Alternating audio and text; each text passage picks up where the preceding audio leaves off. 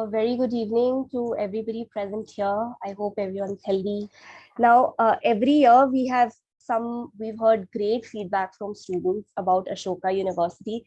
In fact, one of our students, she's pursuing a dual major in economics and psychology, something that was very unusual for all of us and very unheard of, even within the families. Everybody was really pumped.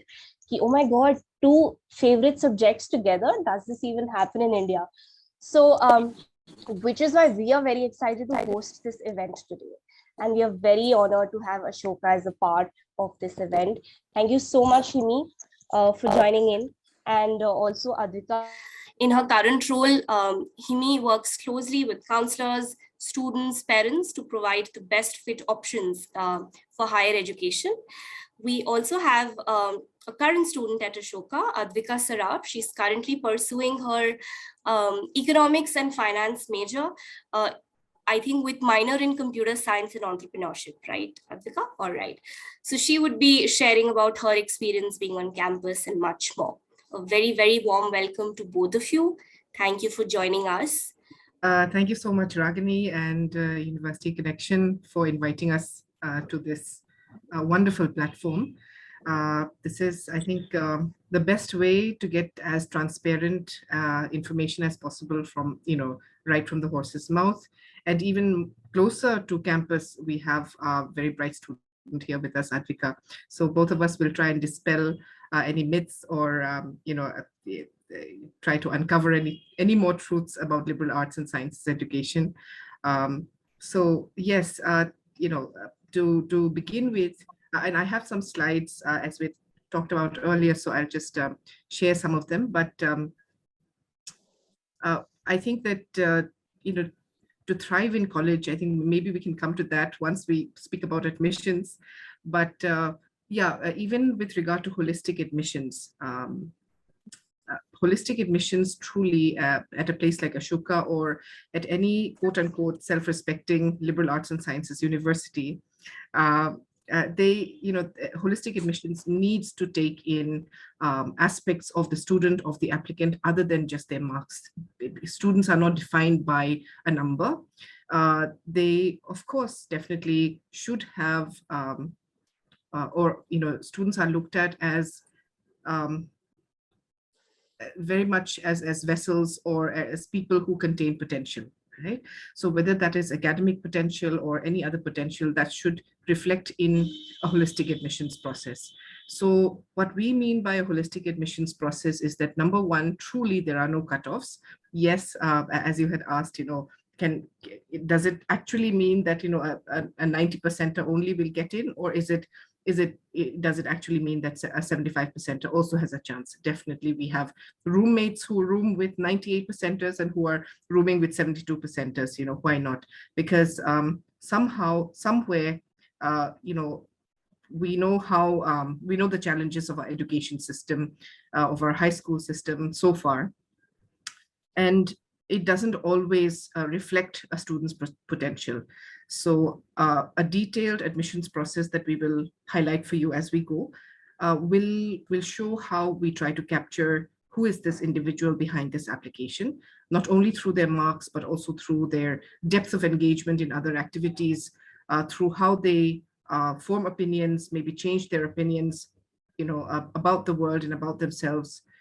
So we will definitely show that for you. I think you can just begin with the history of Ashoka and how did this actually take place? Because sure, it's relatively a newer university as compared to the older ones. So maybe just a bit about that first.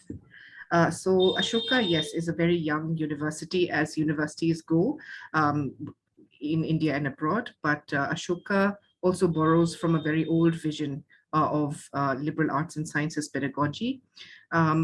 So we started in 2011 with the Young India Fellowship. So the Young India Fellowship is this 1-year postgraduate program where students who felt that they had specialized too early, be they engineering students or medical or even law students who had graduated, felt that they needed to come back and perhaps regroup and explore their interests further. And the success of this program was huge, the Young India Fellowship. So the success of the YEF then spurred the establishment of the undergraduate program, um, which started from 2014. So we are located, most of us may know, but some of us may not know, we are located in Rajiv Gandhi Education City, currently on 25 acres of land, but expanding to about 125 acres around. We've already got the land around the campus. So we are in a mode of considerable expansion. Ashoka has a beautiful story behind it. And a very unique story behind it, because when we think of private universities, even I was a Delhi University student, and when we think of private universities, or when we think of university in general, the funny thing is in India is that we think that school education should be private, and college education absolutely needs to be public, right? And this is very much true of India, not so much in other places, even in the US. So Ashoka, yes, is a private university, but it is in a very unique space because while it is in compliance with the UGC, it is also a not-for-profit philanthropic collective, and in fact is India's largest philanthropic collective. Ashoka actually currently funds the highest or the largest financial aid program in Indian higher education amongst public and private universities together. So it has this huge philanthropic vision. It has a heart, it has a beating heart, powered by the monies that have come from philanthropists all over, people like Ashish Dhawan, Sanjeev Bikhchandani, the founder of Naukri.com, people who were the first venture capitalists in the country, to people who were the first philanthropists in the country, like Narayan Murthy of Infosys, Deep Kalra of Make My Trip. So Ashoka has this very unique blend of philanthropists, philanthropic, and also has a very autonomous vision because of the fact that we have faculty, these founders, more than 150 founders, have faculty who predominantly are Indian faculty, but have not taught in India, had not taught in India before coming to Ashoka, many of them.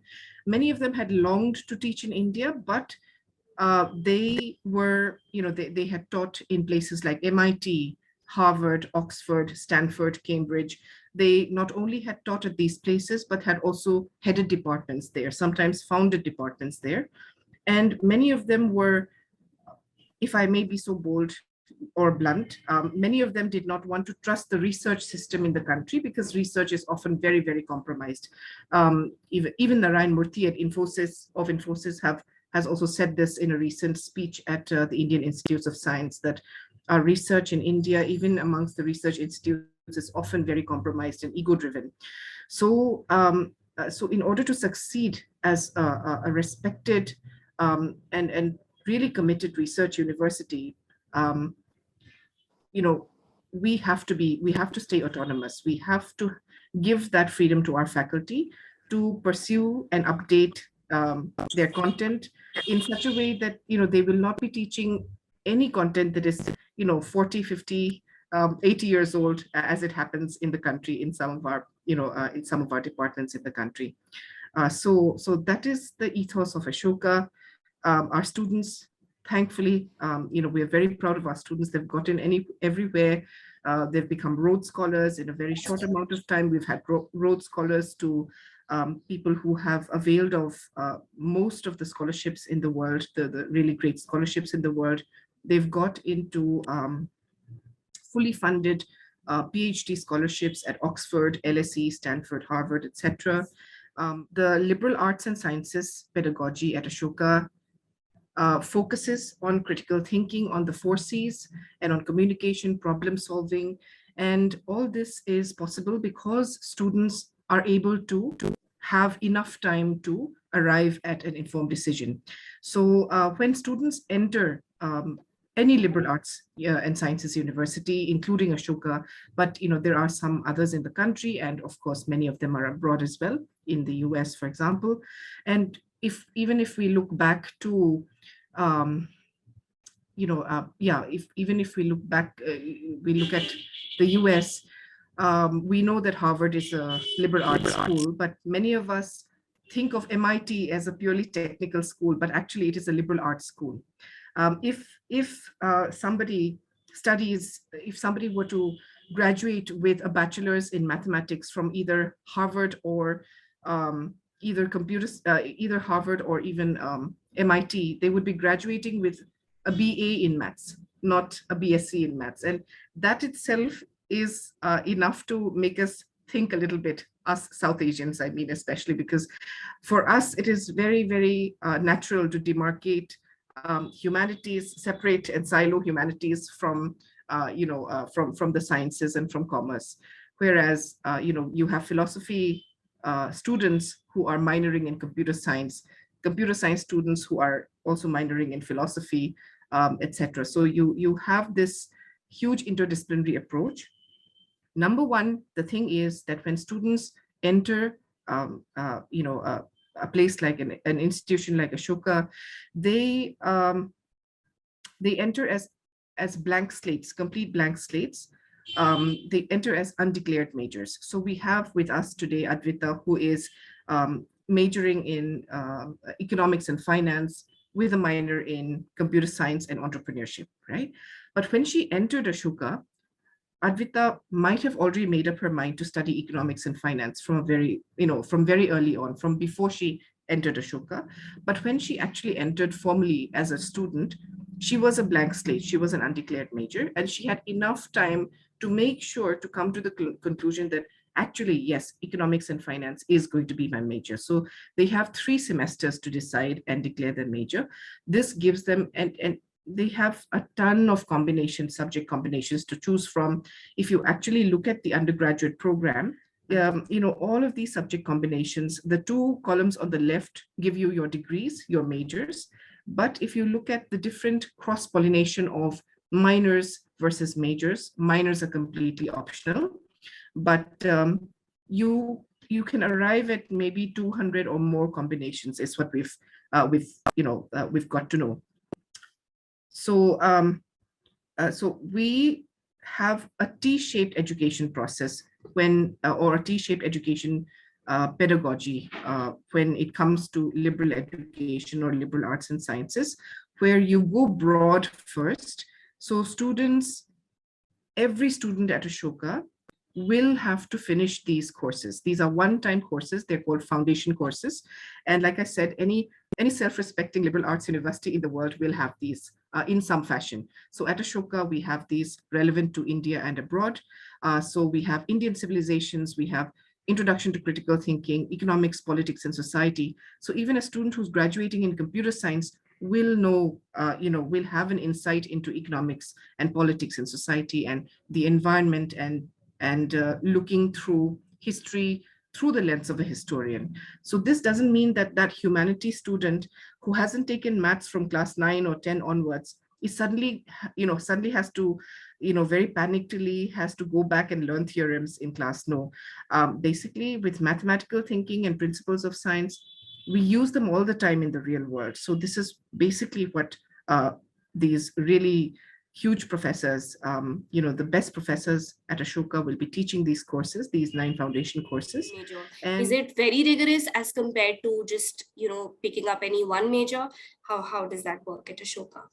Okay, so we have 3 years, when the minimum amount of years, according to the University Grants Commission of India, is that you have 3 years or 6 semesters spanning 3 years in which you get your honors degree, either a BA honors degree or a BSc honors degree. So in this time, for most students, they would be able to graduate with one major, whether it is an interdisciplinary major or a pure major. But thankfully, we also have this 4th year.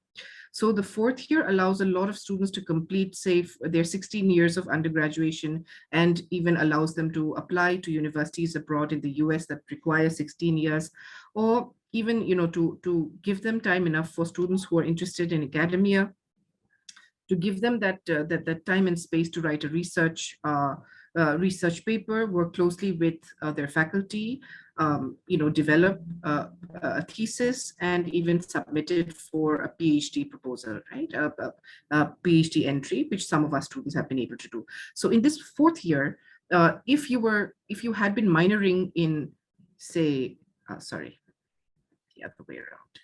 Yeah. So if you had been minoring in any given, uh, subject here listed, especially under pure majors, you would be able to take up more courses towards that minor. A minor is basically fewer courses in any subject.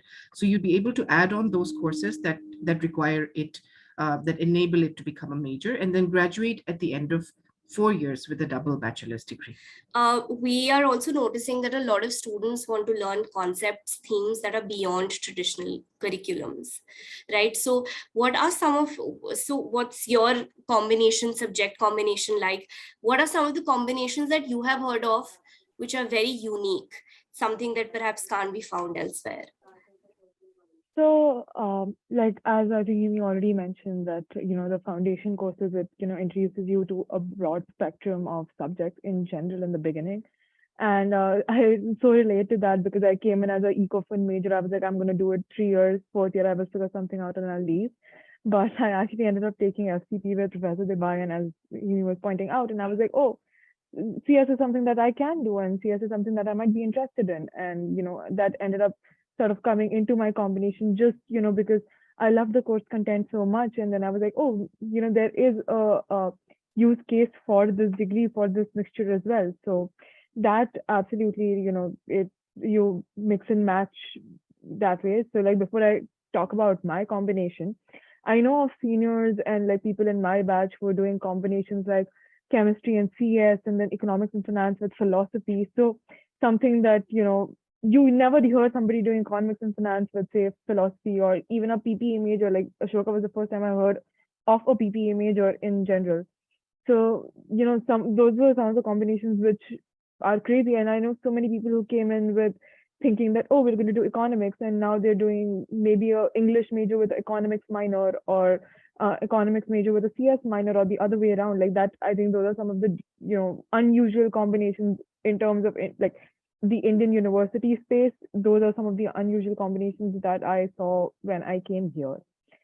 And then just talking about my combination, so I will be staying back for my fourth year, and that allows me to do my interdisciplinary major in economics and finance, and then do a minor concentration combination of entrepreneurship and CS.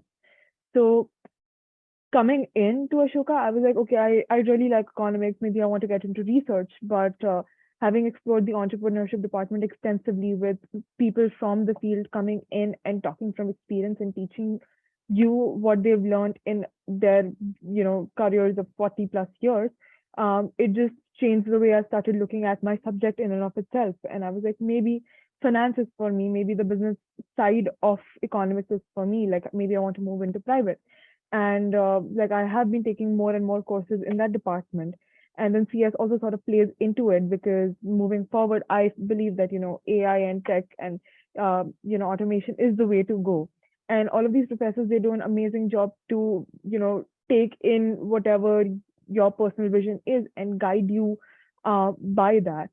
So that is a combination that, I have been following so far. And, the professors and peers around me have been very, very helpful. Like I think it was mentioned earlier that Ashoka looks at a holistic, holistic profile when they're, getting students admitted.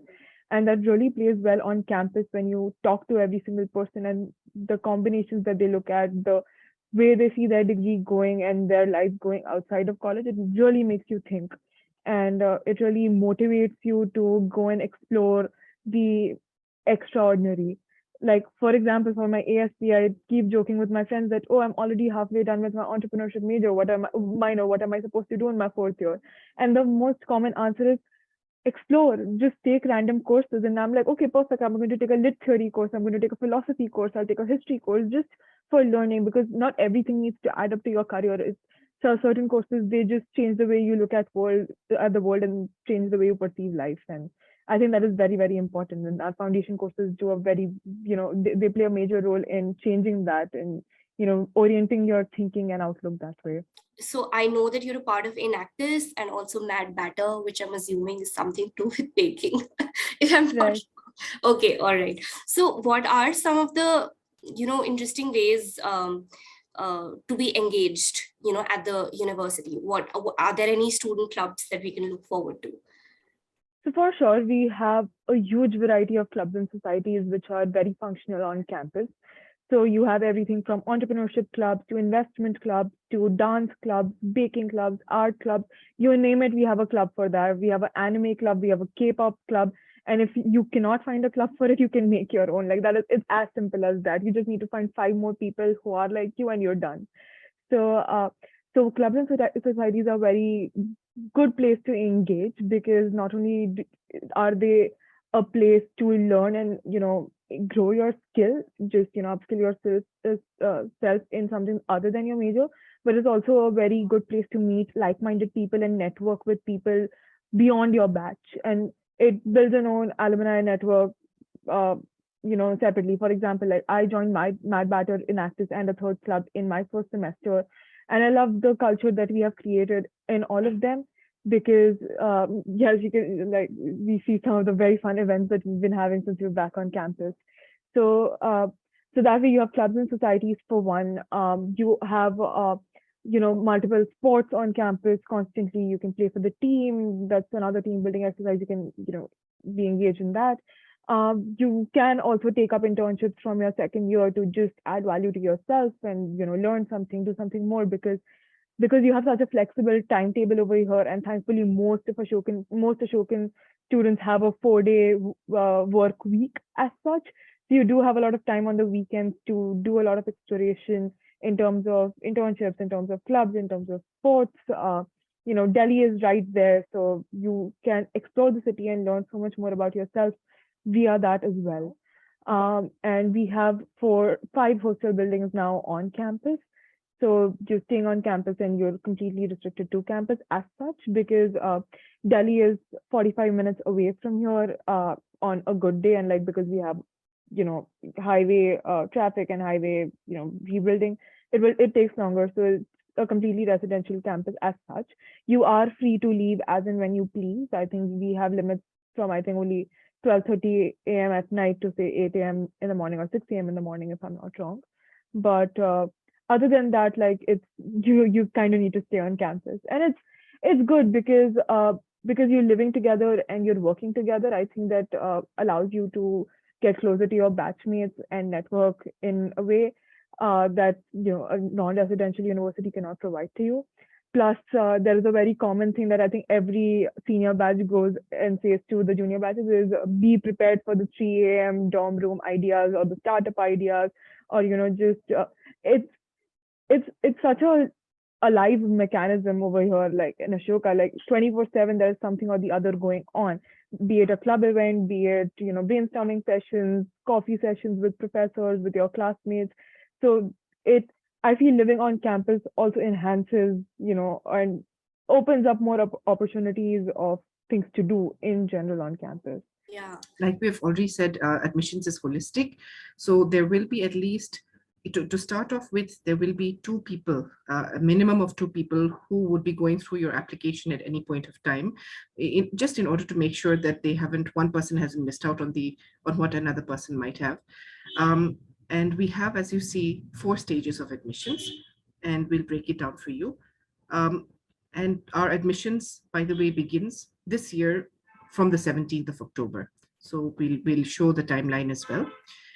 So stage 1, what does stage 1 have? Stage 1 is made up of your application form, which is rather detailed, but it can be a very rewarding journey as well.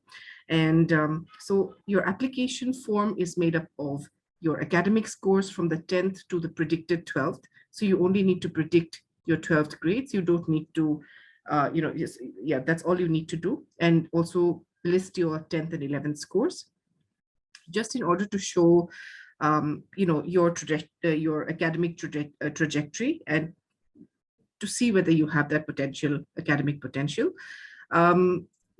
We do know that grades can dip in the 11th for many students.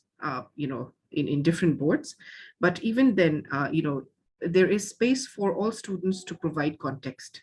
So as long as you provide context behind whatever you've done, whether it's been done well or whether there have been some challenges, it is a form that that will really, really showcase the fact that you have taken the form itself seriously as well.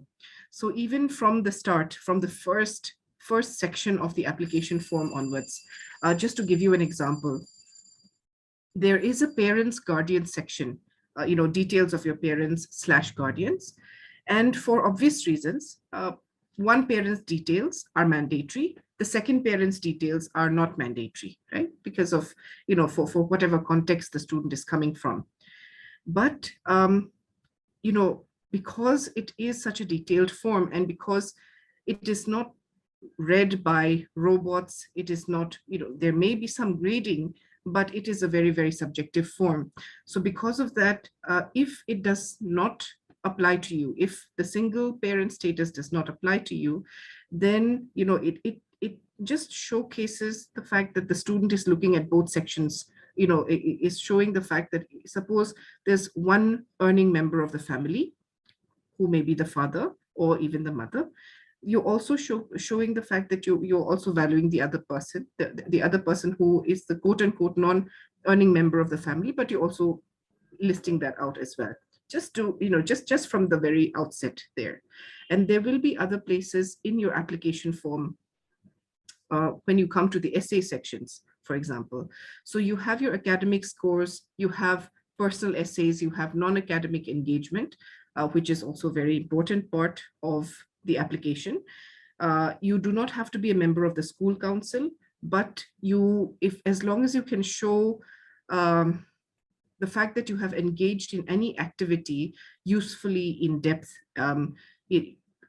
something that has actually brought some depth to you, right? And that you have been able to bring some depth into.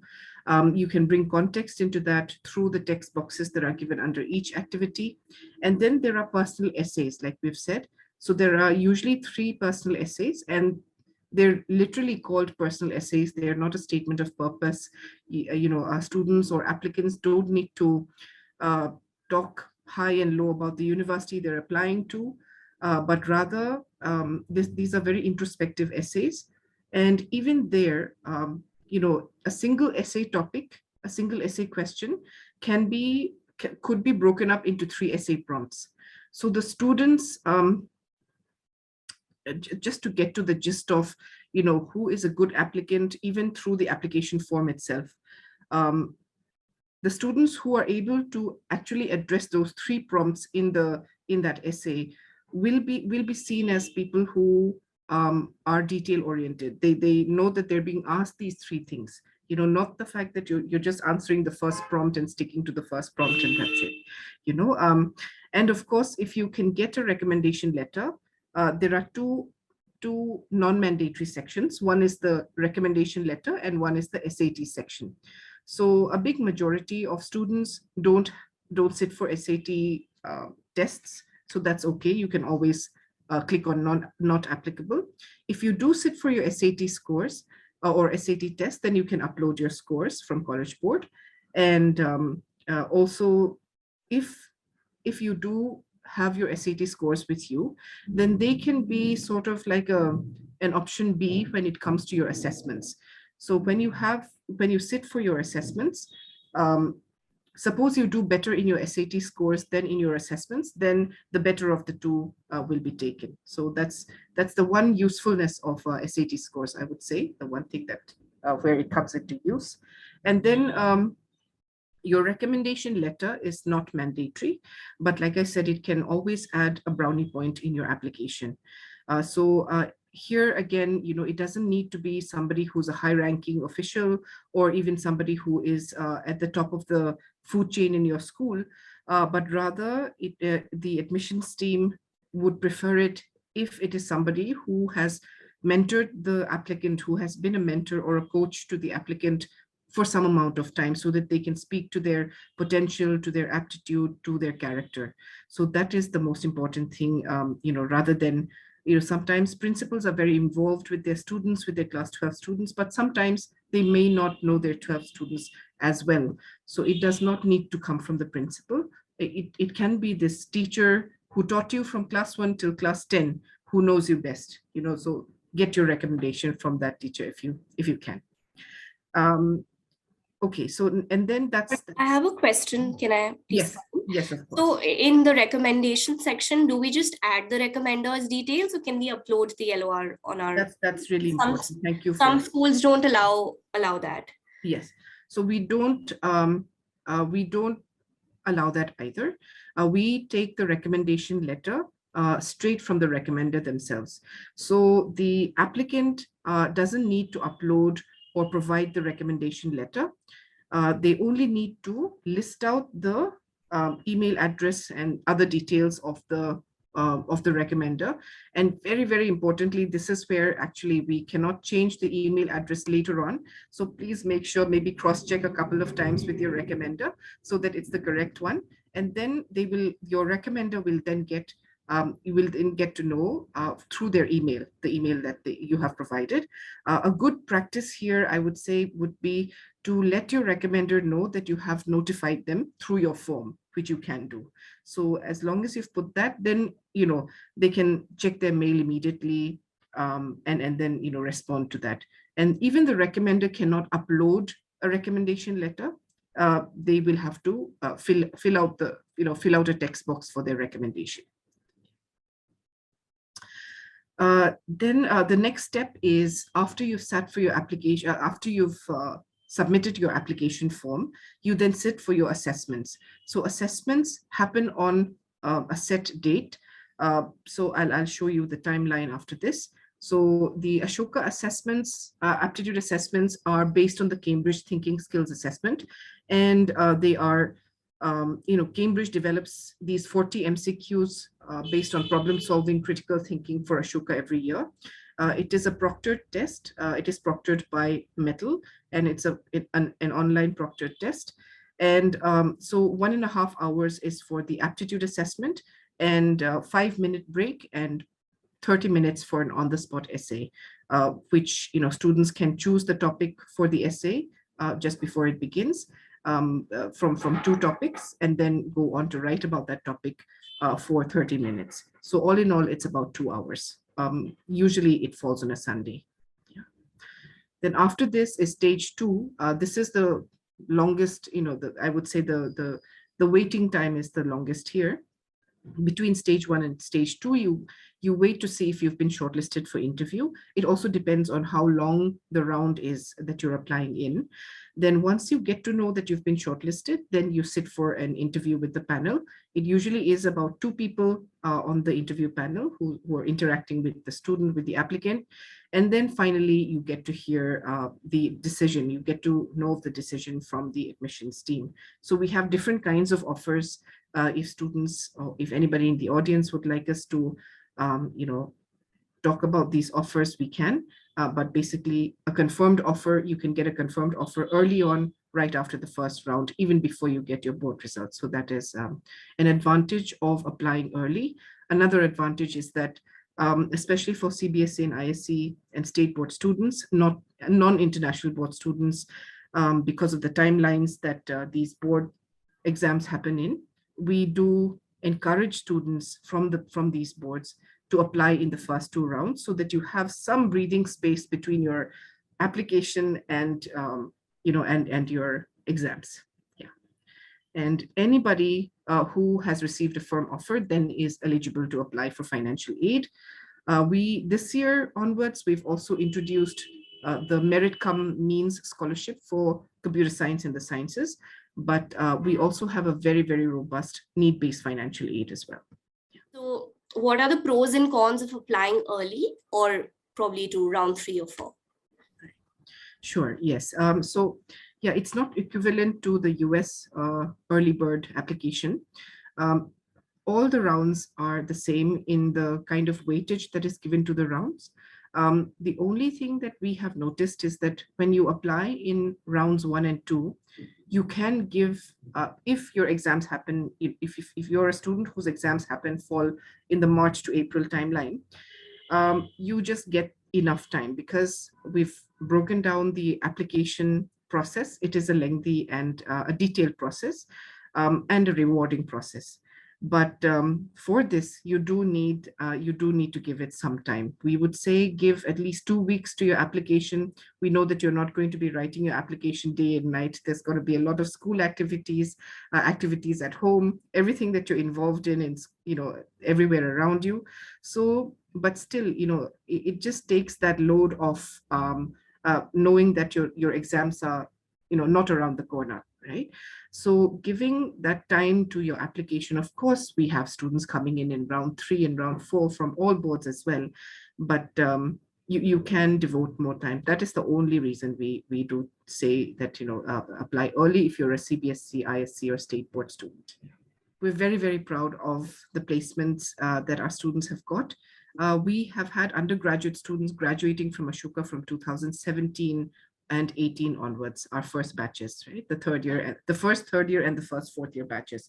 So it's not been very long, but they have done so well and impressed not only the academic and community, but also the industry, just the facets of industry, the different branches of industry. People, initially we had some companies coming to campus, a few companies, maybe 50 to 80 companies. Now we have over 350 companies coming to recruit, students. Initially, there were more companies that were coming to recruit than there were the number of students, because of the fact that the students themselves were getting in anywhere, from any discipline. That was the, so students right from the get-go, right from 2017-18, their performance started informing industry to the extent, and this may be now tooting one's horn and maybe a not so humble brag, but I do have to mention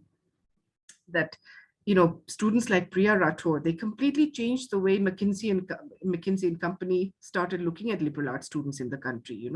Priya Rathore was this political science major. She didn't even have a minor in a quantitative discipline. And she got, she was recruited as a business analyst at McKinsey and Company. And, that just created waves in and of itself.